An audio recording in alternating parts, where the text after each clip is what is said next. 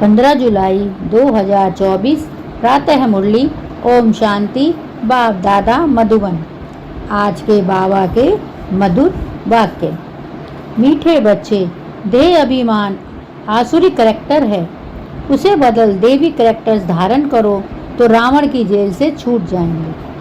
प्रश्न, हर एक आत्मा अपने पाप कर्मों की सजा कैसे भोगती है? उससे बचने का साधन क्या है?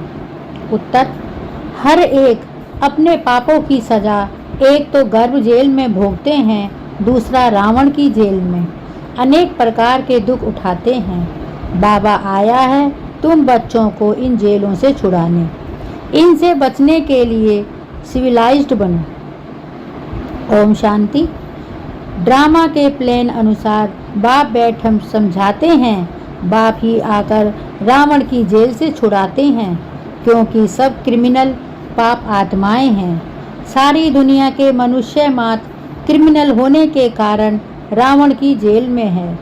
फिर जब शरीर छोड़ते हैं तो भी गर्भ जेल में जाते हैं। बाप आकर दोनों जेल से छुड़ाते हैं। फिर तुम आधा कल्प रावण की जेल में भी नहीं और गर्भ की जेल में भी नहीं जाएंगे। तुम जानते हो, बाप धीरे धीरे पुरुषार्थ अनुसार हमें रावण की जेल से और गर्भ जेल से छुड़ाते रहेंगे। बाप बताते हैं तुम सब क्रिमिनल हो रावण राज्य में, फिर राम राज्य में सब सिविलाइज्ड होते हैं। कोई भी भूत की प्रवेशता नहीं होती। देह का अहंकार आने से भी फिर और भूतों की प्रवेशता होती है। अगर तुम बच्चों को पुरुषार्थ कर देवी अभिमानी बनना है, जब ऐसे लक्ष्मी नारायण बन जाएंगे तब ही देवता कहलाएंगे। अभी तो तुम ब्राह्मण कहलाते हो। रावण की जेल से छुड़ाने के लिए बाप आकर पढ़ाते भी हैं, और जो सबके करैक्टर्स बिगड़े हुए हैं वह सुधारते भी हैं। आधा कल्प से करैक्टर बिगड़ते बिगड़ते बहुत बिगड़ गए हैं। इस समय है तमो प्रधान करैक्टर्स। देवी और आसुरी करैक्टर्स में बरोबर रात दिन का फर्क है।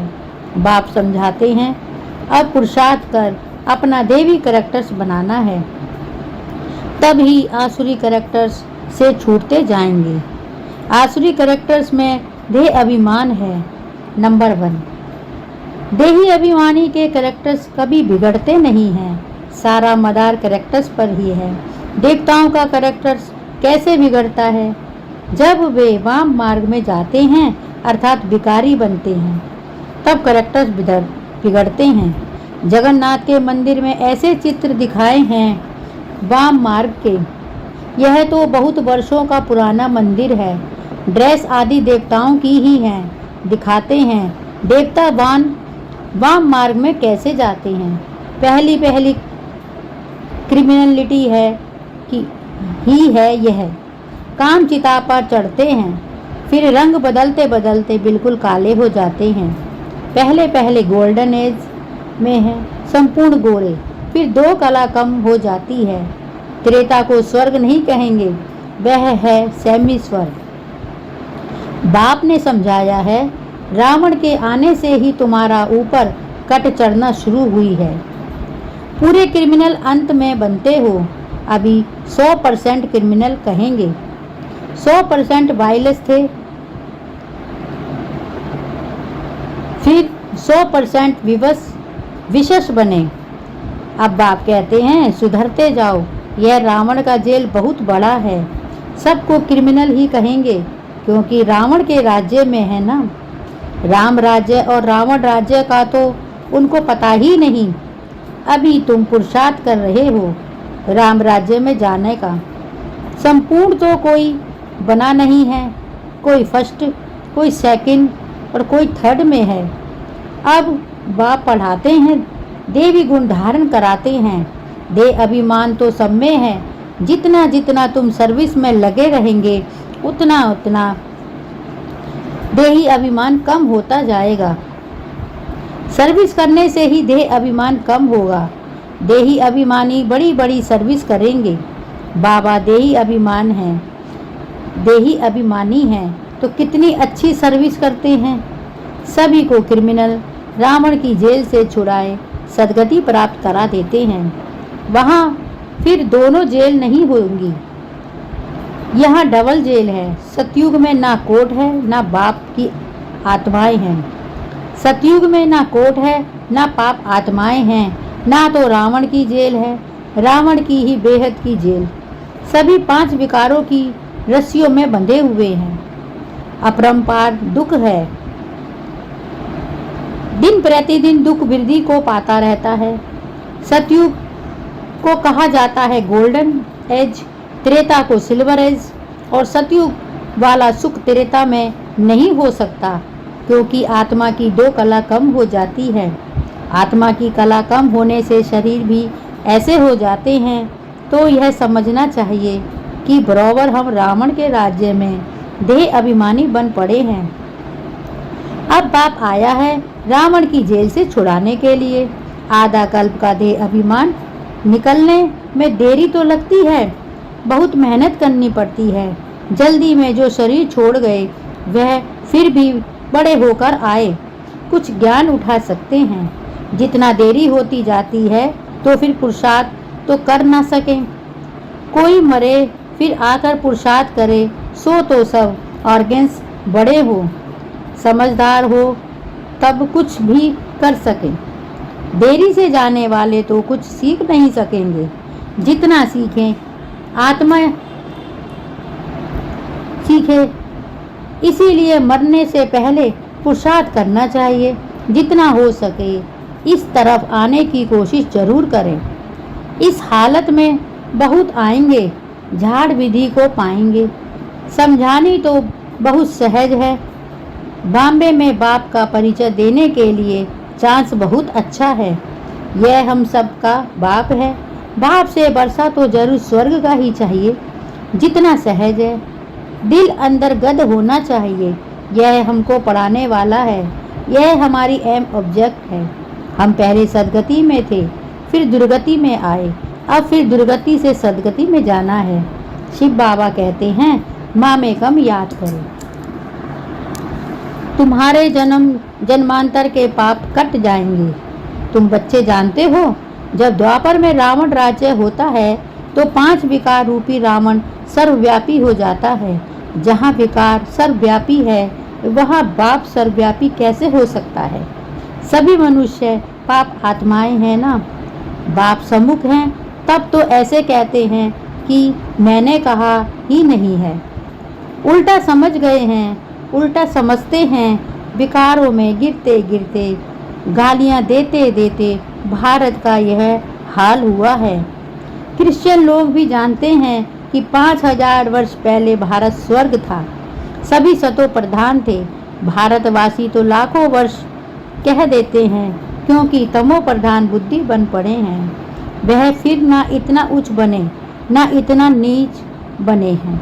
वह तो समझते हैं बरोबर स्वर्ग था। बाप कहते हैं यह ठीक कहते हैं। 5000 वर्ष पहले भी मैं तुम बच्चों को रावण की जेल से छुड़ाने आया था, अब फिर छुड़ाने आया हूँ। आधा कल्प है राम राज्य, आधा कल्प है रावण राज्य। बच्चों को चांस मिलता है तो समझना चाहिए। बाबा भी तुम बच्चों को समझाते हैं, बच्चे ऐसे ऐसे समझाओ, इतने अपरंपार दुख क्यों हुए हैं? पहले तो अपरंपार सुख थे। जब इन लक्ष्मी नारायण का राज्य था यह सर्वगुण संपन्न थे। अब यह नॉलेज है कि नर से नारायण बनने की पढ़ाई है, इनसे देवी कैरेक्टर्स बनते हैं। इस समय रावण के राज्य में सभी के कैरेक्टर्स बिगड़े हुए हैं। सबके कैरेक्टर सुधारने वाला तो एक ही राम है। इस समय कितने धर्म हैं, मनुष्यों की कितनी वृद्धि होती रहती है। ऐसे ही वृद्धि होती रहेगी तो फिर खाना भी कहाँ से मिलेगा? सतयुग में तो ऐसी बातें होती नहीं हैं, वहाँ दुख की कोई बात ही नहीं। यह कलयुग है, दुख धाम से सब विकारी हैं। वह सब सुख धाम हैं, सभी संपूर्ण निर्विकारी हैं। घड़ी घड़ी उन्हों को यह बतलाना चाहिए तो कुछ समझ जाए। बाप कहते हैं मैं पवित्र पावन हूँ, मैं पतित पावन हूँ।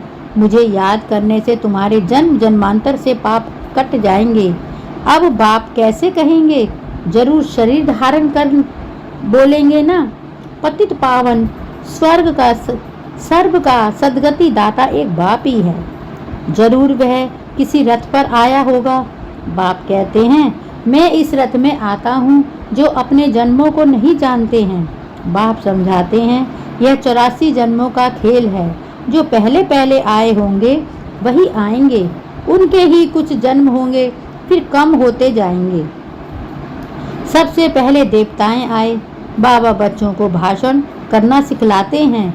ऐसे ऐसे समझाना है, अच्छी रीति याद में रहेंगे। देह अभिमान नहीं होगा तो भाषण अच्छा करेंगे। शिव बाबा देही अभिमानी है ना, कहते रहते हैं, बच्चे देही अभिमानी भव, कोई विकार ना रहे, अंदर में कोई शैतानी ना रहे। तुम्हें किसको भी दुख नहीं देना है, किसकी निंदा नहीं करनी है। तुम बच्चों को भी सुनी सुनाई बातों पर विश्वास नहीं करना चाहिए। बाप से पूछो, यह ऐसे कहते हैं, क्या सत्य है? बाबा बता देंगे, नहीं तो बहुत है जो झूठी बातें बनाने में देरी नहीं करते हैं। फलाने ने तुम्हारे लिए ऐसे ऐसे कहा, सुनाकर उनको भी खा कर देंगे। बाबा जानते हैं ऐसे बहुत होता है, उल्टी सुल्टी बातें सुनाकर दिल को खराब कर देते हैं। इसीलिए कभी भी झूठी बातें सुनकर अंदर में जलना नहीं चाहिए। पूछो फलाने ने मेरे लिए ऐसा कहा, अंदर सफाई होनी चाहिए। कई बच्चे सुनी सुनाई बातों पर भी आपस में दुश्मनी रख देते हैं। बाप मिला है तो बाप से पूछना चाहिए ना। ब्राह्मण बाबा पर भी बहुतों को विश्वास नहीं होता है। ब्रह्मा बाबा पर भी बहुतों को विश्वास नहीं होता है। शिव बाबा को भी भूल जाते हैं। बाप आए हैं सबको उच्च बनाने, प्यार से उठाते रहते हैं। ईश्वरीय मत लेनी चाहिए। निश्चय ही नहीं होगा तो पूछोगे ही नहीं तो रेस्पॉन्ड भी नहीं मिलेगा। बाप जो समझाते हैं उनको धारण करना चाहिए। तुम बच्चे श्रीमत पर विश्व में शांति स्थापन करने के निमित्त बने हो। एक बाप के सिवा और कोई की मत उच्चते उच्च हो नहीं सकती। उच्चते उच्च मत है ही भगवान की, जिससे मर्तबा भी कितना ऊंचा मिलता है। बाप कहते हैं, अपना कल्याण कर उच्च पद पाओ, महारथी बनो। पढ़ेंगे ही नहीं तो क्या पद पाएंगे। यह है कल्पांतर की बात। सतयुग में दास दासियां भी नंबरवार होते हैं। बाप तो आए हैं उच्च बनाने, परंतु पढ़ते ही नहीं हैं तो क्या पद पाएंगे। प्रजा में भी तो उच्च नीच पद होते हैं ना। यह बुद्धि में समझना है, यह बुद्धि से समझना है। मनुष्यों को पता नहीं पड़ता कि हम कहाँ जाते हैं, ऊपर जाते हैं या नीचे उतर जाते हैं। बाप आकर तुम बच्चों को समझाते हैं, कहाँ तुम गोल्डन सिल्वर एज में थे, कहाँ आयरन एज में आए हो। इस समय तो मनुष्य को खा लेते हैं। अब यह सभी बातें जब समझें तब कहें कि ज्ञान किसको कहा जाता है। कई बच्चे एक कान से सुनकर दूसरे कान से निकाल देते हैं। अच्छे अच्छे सेंटर्स के अच्छे बच्चों की क्रिमिनल आई रहती है। फायदे नुकसान इज्जत की परवाह थोड़े ही रखते हैं। मूल बात है ही पवित्रता की। इस पर ही कितने झगड़े होते हैं। बाप कहते हैं, यह काम महाशत्रु है, इन पर जीत पहनो तभी जगत जीत बनेंगे। देवताएं संपूर्ण निर्विकारी है ना, आगे चल समझ ही जाएंगे, स्थापना हो ही जाएगी।